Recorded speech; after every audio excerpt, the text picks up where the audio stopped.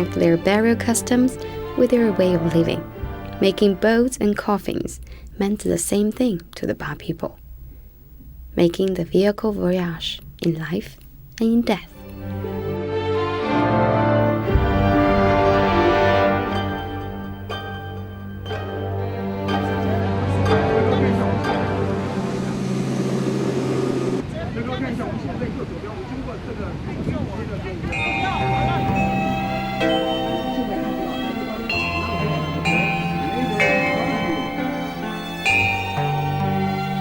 The fabled image of three gorges of Yangzi has fired the imagination of artists and travelers for centuries.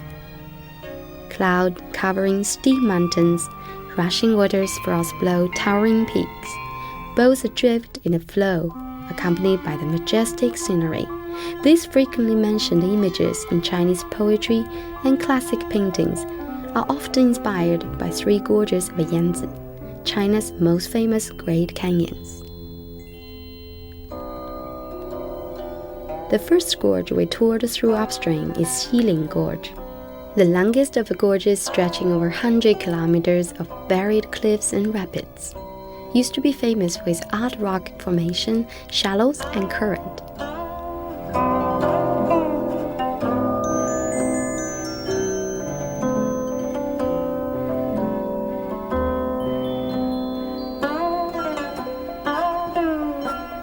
Wu Gorge is a chasm Yangzi. Deep and mysterious Wu Gorge is famous for its 12 holy peaks, towering up to 1,200 meters over water.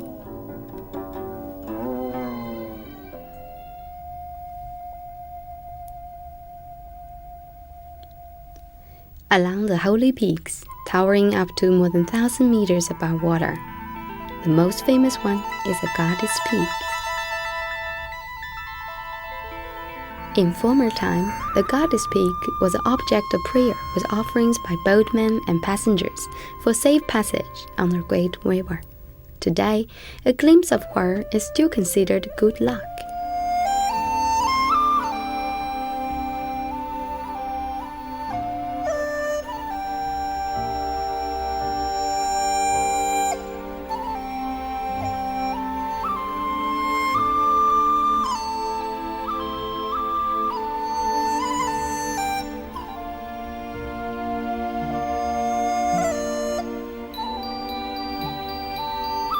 The mighty Chutang Gorge is the shortest of three gorges at 8 kilometers, but its cliffs are the highest.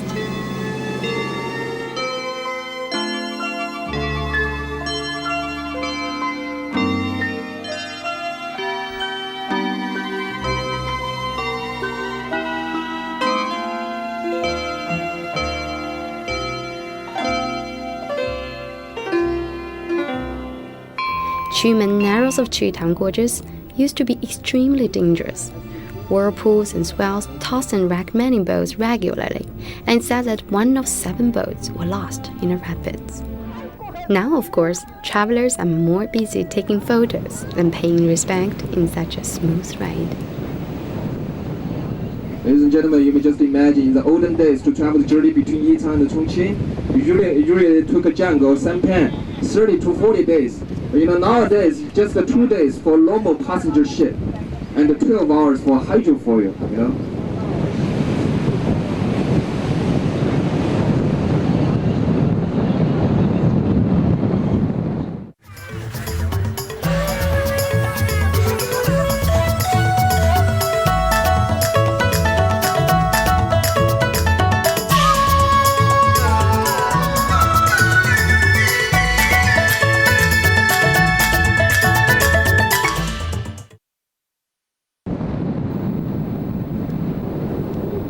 Small Three Gorges is a locally famous name for the canyons opened by Daning River, a tributary of Yangzi.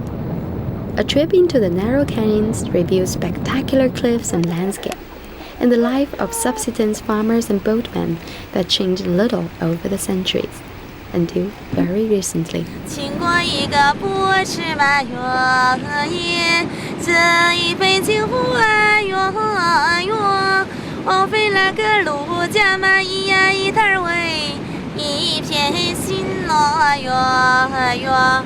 小情歌呀，小情玩啊，小叶不得漏啊，来日把情丢。 My guide lady Xiaomen's family has already moved away to the new city located in higher land. Her old village has already been abandoned, ready to be submerged soon and forever.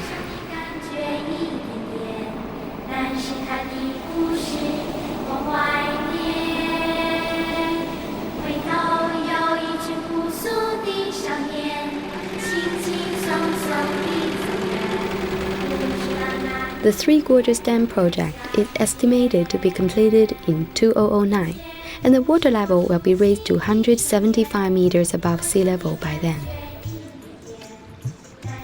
13 cities, 140 towns, and over 1,300 villages will be submerged by the reservoir, and 1.5 million people will be relocated.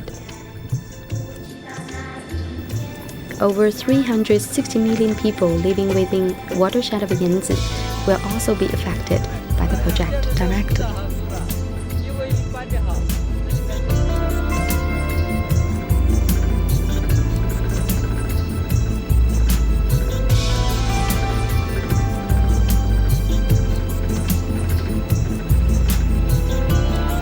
When finished, the Three Gorges Dam project promises to bring clean and renewable energy that equals 15 nuclear power plants, hope to tame some of the river's dreaded floods, and improve navigation conditions in heartland of China.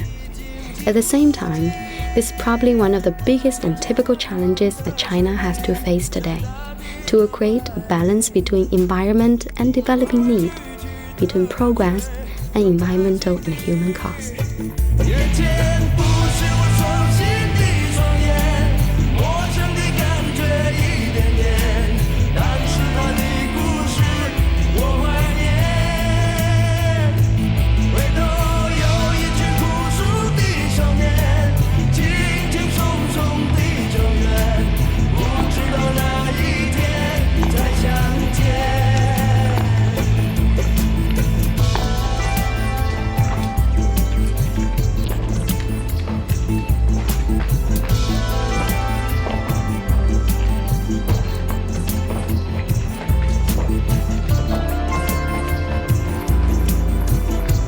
Arriving to the Ghost City, Fengdu is hardly scary in the daylight.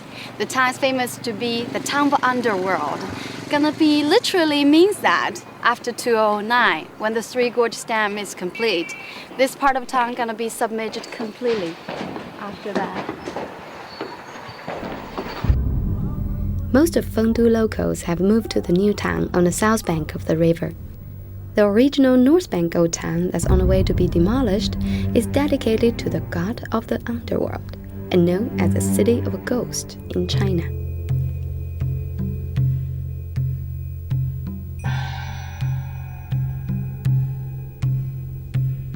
The origin of the town is said to be dated back to Han Dynasty in 200 BC, when two officials called Yin and Yang became Taoist recluse here and eventually immortals.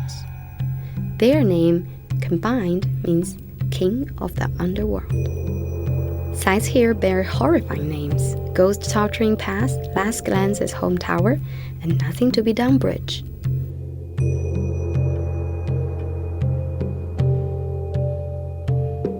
first stop in the ghost town. This is Nothing to be Done Bridge. Its horrifying name actually is a self-elimination test. Nice person like me gonna cross the bridge safe and sound. You know who you are. If anything you've done wrong, you will fall into this river. Nothing to be done. Nobody can save you. Touring through temple complex here in daylight can feel like touring through a Halloween amusement park in Chinese style that portrays a rather ghoulish imagery of the underworld.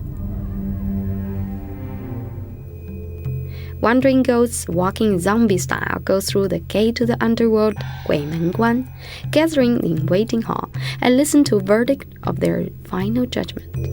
Before the rebirth, torture is a part of the predictable, since apparently few earthly manage to live their life completely guilt-free. But once one had paid his deal, he would be offered a tea of forgetfulness or a soup of forgetfulness to erase previous life's memory before being reborn.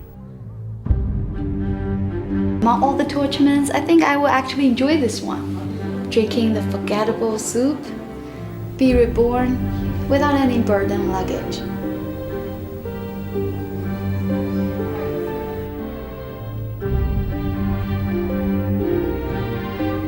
Most Chinese people are fairly flexible as for religion goes, believing in Buddhist karma, Taoist heaven, Demon King's hell at the same time. The principle is make peace with every and any gods and spirits.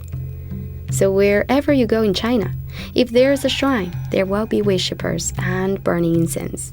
Even if you don't know the name and origin of the god, you don't want to take chances. The Demon King is enshrined here in Staming as a fearful yet fair judge, with the help of many sharp-eyed assistants. Just imagine living under a candid camera. Good or bad, no one can have anything to hide. It's that your ID has been registered here and life history recorded by these guys, even a few rounds of lives before you knew it. All your deeds have consequences, bear new meaning here. You're not only expected to do good deeds for future good karma, but also should be ready to pay for previous wrong conducts. So to be on the safe side, you should not only work on your bonus point this life, but also better off to do damage control to your mistakes in previous lives. A pilgrim to the temple can purchase a passport to heaven, stamped by the local magistrate and the abbot. The abbot who's in charge of issuing this passport, going through the final judgment court safe and sound, is on lunch break. So I thought I'd just, pick up one by myself.